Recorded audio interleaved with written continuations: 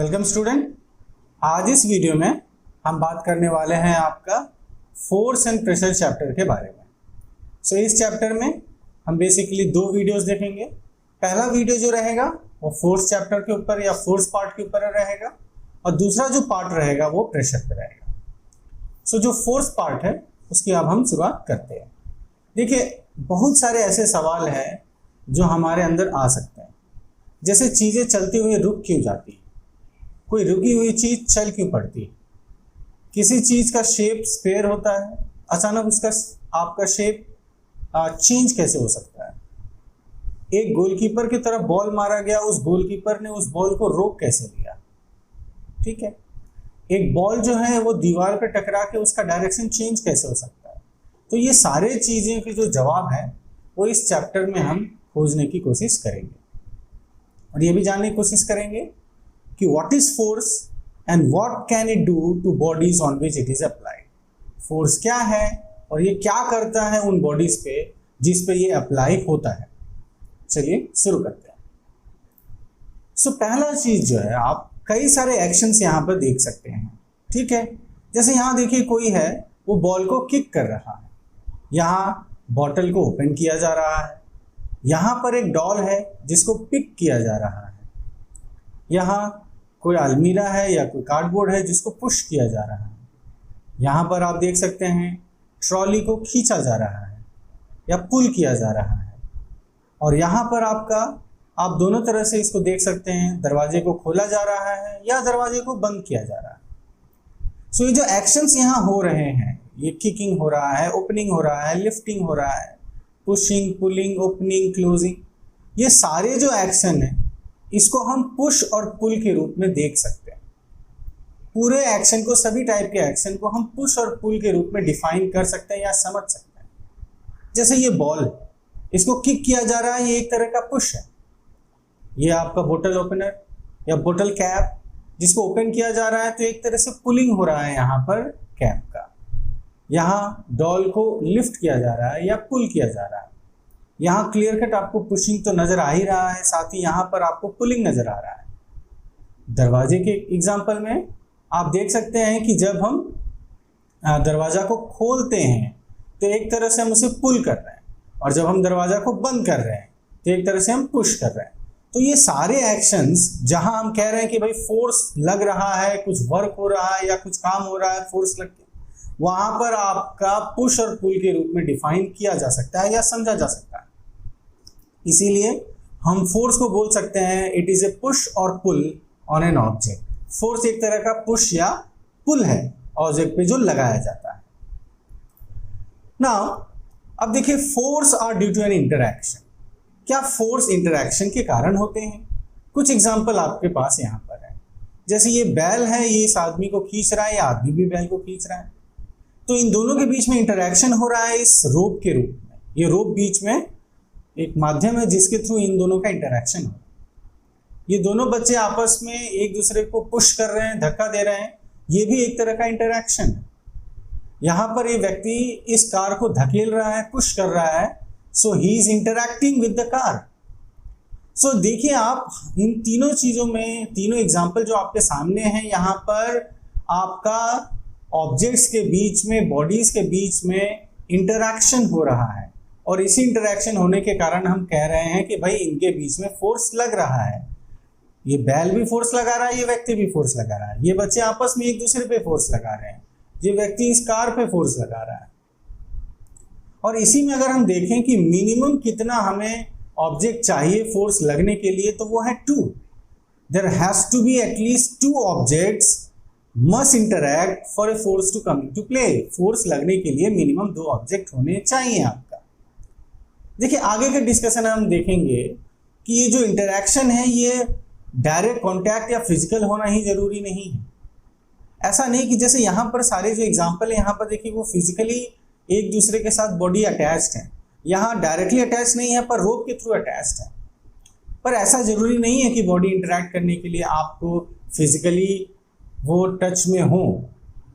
जैसे आपका मैग्नेट हो जाता है, मैग्नेट एक लोहे के सामान को, लोहे के चीज को खींचता है, तो वहां पर कोई फिजिकल इंटरैक्शन नहीं है। एक चार्ज दूसरे चार्ज को खींचता है, कोई फिजिकल इंटरैक्शन नहीं है। अर्थ ऑब्जेक्ट्स को अपने तरफ खींचता है, कोई फिजिकल इंटरैक्शन नहीं है। तो इंटरैक्शन लग रहा है मतलब फोर्स लग रहा है, पर ये इंटरैक्शन डायरेक्ट कॉन्टैक्ट भी हो सकता है, डायरेक्ट कॉन्टैक्ट नहीं भी हो सकता है। इस चीज को हम आगे देखेंगे। ना इसी चीज में थोड़ा और आगे हम देखते हैं, फोर्स जो लग रहा है एक बॉडी पे, उस पर और डिस्कशन अगर हम करें तो हमें ये जो एग्जाम्पल है बहुत ही इंपॉर्टेंट हो जाता है। अब आप देखिए एग्जाम्पल ए, ये दोनों व्यक्ति जो हैं ये इस आपके अलमीरा को, छोटे से अलमीरा को फोर्स लगा रहे हैं।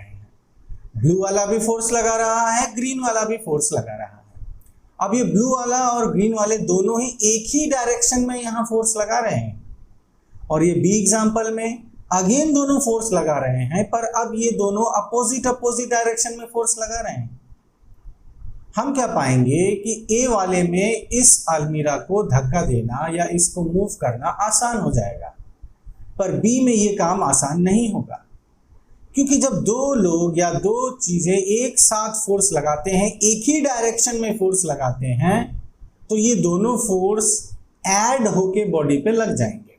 तो ये जो बॉडी है इसके ऊपर ये दोनों फोर्स, मान लीजिए ये ब्लू वाले ने 6 न्यूटन फोर्स लगाया, न्यूटन फोर्स का यूनिट होता है, तो 6 न्यूटन फोर्स लगाया, और ग्रीन वाले ने 3 न्यूटन फोर्स लगाया, तो इस बॉडी पे क्या होगा, टोटल 6 + 3 9 न्यूटन का फोर्स लग जाएगा, और ये 9 न्यूटन के हिसाब से मूव करेगा।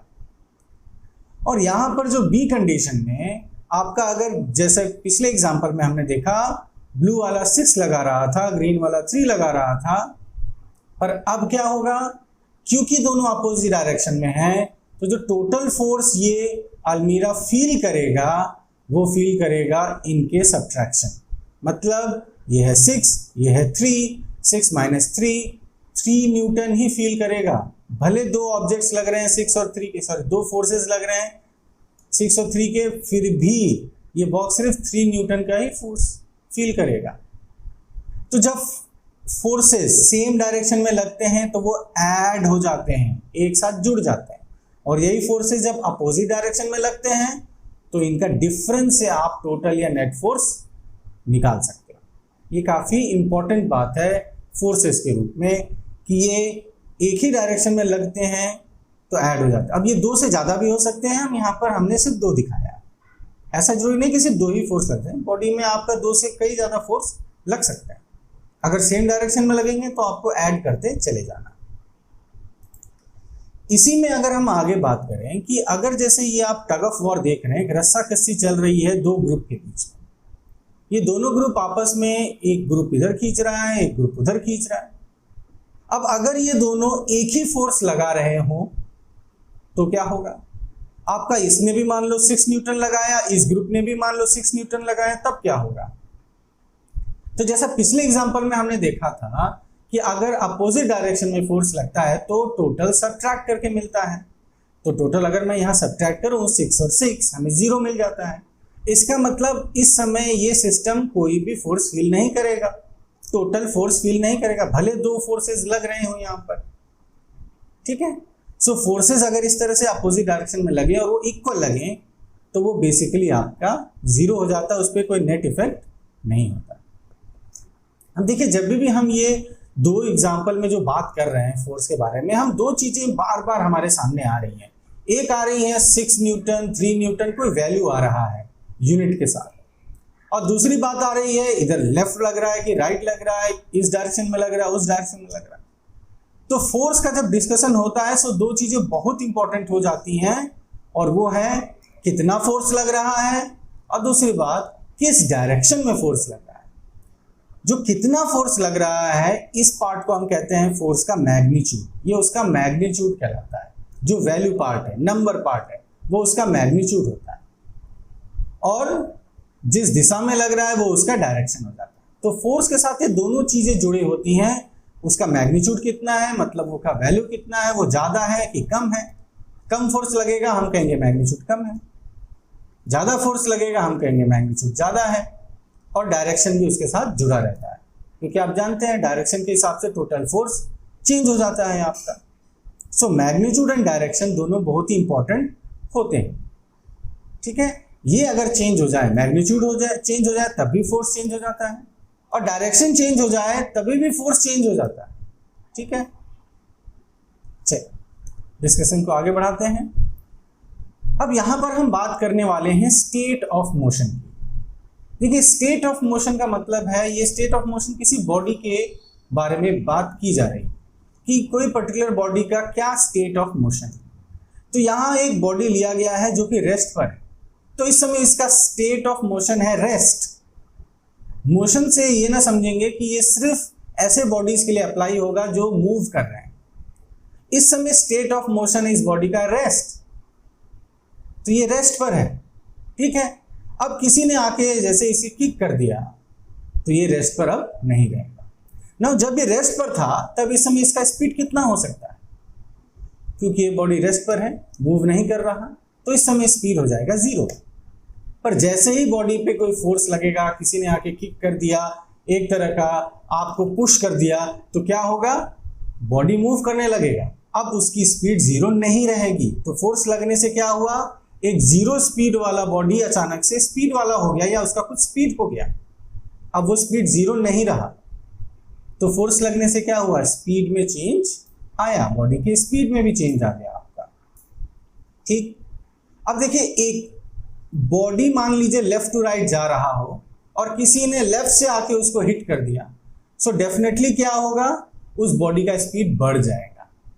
ठीक है, और वही मान लीजिए बॉडी आपका राइट टू लेफ्ट जा रहा हो, ठीक है, राइट से लेफ्ट जा रहा हो और किसी ने लेफ्ट से आके उसको हिट किया, तो क्या होगा, उसका स्पीड घट जाएगा। सो फोर्सेस जब जिस तरफ मोशन है बॉडी का उसी डायरेक्शन में लगे तब क्या होता है, आपका स्पीड बढ़ जाता है। ठीक है, जैसे आप दौड़ रहे हैं, मान लो सामने की तरफ दौड़ रहे हैं और आपका दौड़ते दौड़ते पीछे से ही आपने किसी दोस्त ने आपको फिर और धक्का दे दिया, तो क्या होगा, आप और तेजी से दौड़ने लगेंगे, स्पीड बढ़ जाएगी। और मगर आप दौड़ रहे हैं, ठीक है, पर अपोजिट डायरेक्शन में किसी ने थोड़ा सा ऐसे आपको रोकने की कोशिश की, तो क्या होगा, स्पीड आपका घट जाएगा। तो सेम डायरेक्शन में अगर फोर्स लगता है, सेम डायरेक्शन में अगर फोर्स अप्लाइड होता है तो स्पीड इंक्रीज कर जाता है, और वही अगर अपोजिट डायरेक्शन में लगे तो स्पीड आपका डिक्रीज कर जाता है। ठीक है, speed will decrease if force is applied in opposite direction. Now अभी हमने स्पीड का इंक्रीज डिक्रीज देखा फोर्स वाला, क्या फोर्स से डायरेक्शन में चेंजेस आते हैं? जरूर आते हैं। देखिए अगर ये बॉल ऐसे टकरा के वापस जा रहा है तो आने का डायरेक्शन ये रहा, जाने का डायरेक्शन ये रहा, ये दोनों डायरेक्शन अलग अलग। सो इस वॉल से या जो भी ऑब्जेक्ट से ये टकरा के जो भी इसके ऊपर फोर्स लगा, इसके कारण इसका डायरेक्शन चेंज हो गया। क्रिकेट मैच है, बॉलर ने बॉल किया, बैट्समैन ने उसको किसी भी डायरेक्शन में हिट करते हैं, आपने देखा होगा कई डायरेक्शन में हिट करते हैं, सीधा मार उसको हिट कर सकते हैं, लेफ्ट राइट पीछे जहां पर भी हिट करते हैं। तो इस तरह से उस बॉल का डायरेक्शन चेंज किया जा सकता है बैट द्वारा फोर्स लगा। ठीक है, सो आपका न सिर्फ स्पीड जबकि डायरेक्शन को भी चेंज किया जा सकता है अगर आप फोर्स लगाते हैं। तो एक तरह से स्टेट ऑफ मोशन चेंज हो रहा है, मतलब स्टेट ऑफ रेस्ट से मोशन में आ जा रहा है, स्टेट ऑफ मोशन से रेस्ट में भी आ सकता है। बॉल आपके तरफ किसी ने हिट किया, बॉल चलता हुआ आपके तरफ आ रहा है, रोल करता हुआ आ रहा है, आपने पांव से रोक दिया, पहले चल रहा था अब रुक गया, तो रेस्ट से मोशन, मोशन से रेस्ट। देखिए स्पीड बढ़ना मतलब रुका हुआ बॉडी चल दिया, स्पीड बढ़ गया। स्पीड घटना मतलब या जीरो हो जाना, चलता हुआ बॉडी रुक गया, स्पीड घट गया। ठीक है, और डायरेक्शन भी चेंज होता है। अब यहाँ एक सवाल उठता है, क्या हमेशा फोर्स लगाने से स्टेट ऑफ मोशन चेंज हो सकता है? पर ऐसा जरूरी नहीं है। अब कोई बहुत ही बड़ी वॉल है या बहुत मजबूत दीवार है, आप उसको पुश किए जा रहे हैं, फोर्स लगाए जा रहे हैं, तो उसका स्पीड तो चेंज नहीं होगा ना, वो रेस्ट पर ही रह रहा है। बहुत भारी पत्थर है, आप उसे उठा ही नहीं पा रहे, कहाँ स्पीड चेंज होगा, है ना। ट्रक चल रहा है, उसके सामने साइकिल आ गया, तो क्या होगा, क्या डायरेक्शन चेंज होगा? नहीं होगा। सो ऐसा जरूरी नहीं है कि हमेशा आपका स्टेट ऑफ मोशन या रेस्ट पर कोई बॉडी है वो, या कोई बॉडी जो चल रहा है उसके स्टेट में चेंज हमेशा आए फोर्स लगने से, ऐसा जरूरी नहीं है आपका। सो स्पीड में चेंज देख लिया हमने, डायरेक्शन में चेंज देख लिया, अब देखेंगे शेप में चेंज। देखिए ये सारे एग्जाम्पल अगर आप देखें तो यहाँ पर फोर्स लगने से बॉडी के शेप में चेंज आ रहा है। आटा गूंथते हुए आपने देखा होगा या आपने खुद भी किया होगा, वहां पर आप डिफरेंट शेप्स दे सकते हैं। कभी आप सर्कल बनाते हैं, कभी ट्रायंगल बनाते हैं, आप डिफरेंट डिफरेंट शेप्स दे सकते हैं।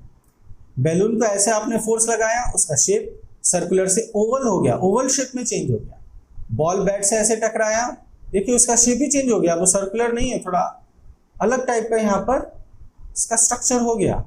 टिन कैन था, सिलेंड्रिकल शेप का था, उसको ऐसे हाथ से पुश कर दिया, देखिए उसका शेप इरेगुलर हो गया। और एक कुम्हार आपका देखिए वही मिट्टी है, उसको वो कितने सारे शेप्स दे सकता है, उसी से वो कटोरी बनाता है, प्लेट्स बनाता है, मटके बनाता है, तो अलग अलग शेप दे सकता है। थोड़ा सा डिफरेंट डिफरेंट जगह पर फोर्स लगा के वो आपका अलग अलग शेप अप्लाई या अलग अलग शेप उसे दे सकता है आपका। तो फोर्स लगने से शेप में चेंज आता है। अब सारी चीजों को अगर हम समराइज कर दें, जो भी अभी हमने देखा कि वो कोई रेस्ट पर उसको मूव करा सकता है, स्पीड में चेंज ला सकता है, डायरेक्शन में चेंज ला सकता है, शेप में चेंज ला सकता है। जब हम स्पीड में चेंज कहते हैं तो हम दोनों होता है, स्पीड का बढ़ना, स्पीड का घटना भी, स्पीड बढ़ भी सकता है, स्पीड घट भी सकता है, दोनों चीज हो सकती है। सो ये सारे होते हैं इफेक्ट्स ऑफ फोर्स। ये सारे ऐसी चीजें हैं जो फोर्स द्वारा किए जा सकते हैं। फोर्स के इफेक्ट मतलब आपको इन चीजों से समझ सकते हैं कि फोर्स लग रहा है। कोई बॉडी चलते हुए रुक रहा है, आप समझ सकते हैं कि यहाँ फोर्स लग रहा है। रुका हुआ बॉडी चल पड़ा मतलब फोर्स लग रहा है। किसी बॉडी का डायरेक्शन चेंज हो गया, फोर्स लग रहा है। उसका शेप चेंज हो गया, फोर्स लग रहा है। सो ऐसे डिफरेंट इफेक्ट्स हैं जिसके द्वारा फोर्स के प्रेजेंस को समझा जा सकता है। नाउ अब हम फोर्स को दो पार्ट में देखने वाले हैं, जो डिफरेंट टाइप्स ऑफ फोर्सेस हैं उनको। एक होंगे आपके कॉन्टैक्ट फोर्स और आगे होंगे नॉन कॉन्टैक्ट फोर्स। देखिए नाम से ही समझ में आ जाता है, कॉन्टैक्ट फोर्स मतलब जहां बॉडीज आपस में कॉन्टैक्ट में फिजिकली टच, फिजिकली आपका टच हो रही है या फिजिकली डायरेक्ट टच हो रही है, या जैसे वो रोप वाला एग्जांपल था, वो आदमी बैल को खींच रहा था रोप, वो भी आपका कॉन्टैक्ट में आ जाएगा, क्योंकि वहां वो रोप द्वारा वो मीडियम है जिसके द्वारा दोनों ऑब्जेक्ट कॉन्टैक्ट में हैं। सो हम कॉन्टैक्ट फोर्सेस देखेंगे, फिर नॉन कॉन्टैक्ट। कॉन्टैक्ट में पहला है मस्कुलर फोर्स। देखिए ये मस्कुलर फोर्स का इस्तेमाल हम हमेशा करते रहते हैं। कोई चीज उठानी हो, कोई चीज रखनी हो, एक जगह से दूसरे जगह मूव करानी हो, हर समय इस फोर्स का इस्तेमाल किया जाता है। ये फोर्स हम अपने मसल्स पावर द्वारा या अपने बॉडी स्ट्रक्चर के द्वारा इस्तेमाल करते हैं। So the force resulting due to the action of muscles is known as muscular force. तो यहाँ देखिए ये लोग काम कर रहे हैं, इस हैवी सामान को उठा रहे हैं, डेफिनेटली ये मस्कुलर फोर्स इस्तेमाल कर रहे हैं। पानी को आप कुएं से खींच रहे हैं, मस्कुलर फोर्स। बाल्टी का पानी आप एक जगह से दूसरी जगह ले जा रहे हैं, मस्कुलर फोर्स। हमेशा भारी चीज उठाने से ही मस्कुलर नहीं होगा, ऐसा जरूरी नहीं। ग्लास का पानी, एक पेन उठा कर भी एक जगह से दूसरी जगह आप रखते हैं, that is muscular force. Muscular force लगा रहे हैं आप। और देखिए पेन को उठा के एक दूसरी जगह रखने के लिए पेन को छूना पड़ेगा। बाल्टी के पानी को एक जगह से दूसरी जगह ले जाने के लिए बाल्टी के पानी को छू के उठा के ले जाना पड़ेगा। इसलिए ये कॉन्टैक्ट है, वहां फिजिकल टच है। न सिर्फ हम लोग, डिफरेंट एनिमल्स भी मस्कुलर फोर्स का इस्तेमाल करते हैं। जैसे आप ये बैल देख रहे हैं, ये आपका प्लोइंग के केस में इस्तेमाल होते हैं कई जगह पर। वहां पर देखिए ये अपने मस्कुलर फोर्स द्वारा इस चीज को, प्लो को खींच रहे हैं। आपका जो घोड़ा गाड़ी है, यहाँ पर जो घोड़े हैं रथ को खींच रहे हैं या चैरियट को खींच रहे हैं, ये भी कैसे हो रहा है? ये उनके मस्कुलर फोर्स द्वारा ही हो रहा है। तो ये सारे एग्जाम्पल आपका मस्कुलर फोर्स है। नेक्स्ट एग्जाम्पल है आपका फ्रिक्शन के बारे में। देखिए फ्रिक्शन एक ऐसा फोर्स है, वो छुपा जैसा रहता है, ठीक है, बाहर ही नहीं लगता, बॉडी के बीच में लगता है, इसीलिए समझ नहीं आता कि लग रहा है कि नहीं लग रहा। हमने एक बात की थी कि फोर्स लगने से चीजें रुक जाती हैं। आप साइकिल चला रहे हैं, ब्रेक लगाया और साइकिल रुक गई, तो किसने रोका? ये रुकी कैसे? तो बेसिकली आपने देखा होगा साइकिल में टायर्स के वहां पर ब्लैक कलर के रेक्टेंगुलर शेप के आपके रबर पैड्स होते हैं। तो जैसे आप ब्रेक लगाते हैं, ये रबर पैड साइकिल के इनर साइड में, जो टायर के इनर साइड में जाके चिपक जाते हैं। इनके चिपकने से क्या होता है? बहुत ज्यादा फ्रिक्शन प्रोड्यूस होता है। ये फ्रिक्शन मोशन के अगेंस्ट लगता है और वो साइकिल को रोक देता है। तो वहां पर भी फोर्स लग रहा है जिसके कारण साइकिल रुक रहा है, क्योंकि हमने पढ़ा है कि चलता हुआ बॉडी को अगर आपको रोकना है तो वहां भी फोर्स चाहिए, तो कौन लगा रहा है? फ्रिक्शनल फोर्स, वो लगा रहा है या वो एक्ट कर रहा है वहां पे। तो ये बॉडी है, आप इसे पुश कर रहे हैं, इसका मोशन सामने की तरफ है। ये किसी और बॉडी पे ये आपका स्लाइड कर रहा है या रोल कर रहा है या जैसा भी मोशन हो रहा है, तो ये फ्रिक्शन फोर्स आपका दोनों बॉडी के बीच में ऐसे टेंजेंशियली इस तरह से दोनों के बीच में लग जाता है।